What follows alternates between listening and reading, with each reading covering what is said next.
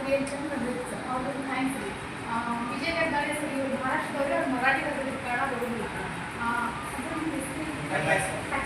ಟಕಾಳೆ sir ಅವರು ಕೂಡ ಪಾಪ ಅವಾಗಿಂದ ಭಾಳ ಸಪೋರ್ಟ್ ಮಾಡತ್ತಾರೆ ನಮ್ಗೆ. ಏನಾದ್ರು ಬೇಕಾದ್ರೆ ಹೇಳ್ರಿ, ಜನರಿಗೆ ಕಡೆ ಓದಕ್ಕೆ ಜನ ಅಂತ ಈ ಕಡೆ ಕಳ್ಸತ್ತಲ್ರಿ ಅವ್ರು, ಹೋಗಿ ಈ ಕಡೆ ಇಲ್ಲೇ ಹಾಗೆ ಅಂತ ಮಾವಿನಿಂದ ನಮ್ಗೆ ಕೇರ್ ನಿಮ್ಗೆ ಏನಾದ್ರು ಹೆಲ್ಪ್ ಬೇಕಾದ್ರೆ ಹೇಳ್ರಿ ಅಂತ. ಸೊ ಅವ್ರು ಕೂಡ